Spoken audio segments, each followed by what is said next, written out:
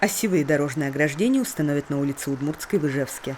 Разделить встречные полосы планируется на участке от улицы Кирова до улицы Майской.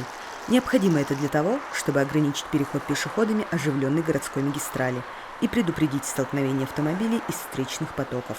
Для нас нужно принять решение именно какой тип ограждения мы будем применять. Да, и, следовательно, мы провели исследование с помощью георадара для определения глубины залегания коммуникаций на данном участке дороги, в частности на осевой линии. Потому что именно технологически установка ограждений предусматривает забурение слои асфальта на глубину от 700 до 1000 миллиметров. Георадар – устройство, предназначенное для измерения толщины асфальтового покрытия и обнаружения коммуникаций под дорожной одеждой на глубине до 3 метров. В Ижевске данное оборудование применили впервые. Аппарат, с помощью которого проводились исследования, сертифицирован и прошел все необходимые испытания. Погрешность его измерений составляет не более 3%. Вот данная установка называется ОКО-2. Это у нас комплекс, который включает в себя крепеж и рупорные антенны.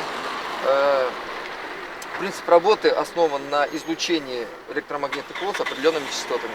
В зависимости от того, какую антенну мы устанавливаем, мы получаем соответствующий результат. Вот в данном случае антенна, которая здесь стоит, она позволяет получить данные о наличии сетей, которые находятся под дорожным полотном. Например, кабели, например, проводы, колодцы, пустоты какие-то.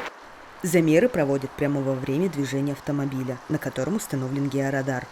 Точное месторасположение тех или иных объектов под дорожным полотном записывается с помощью данных со спутников GPS.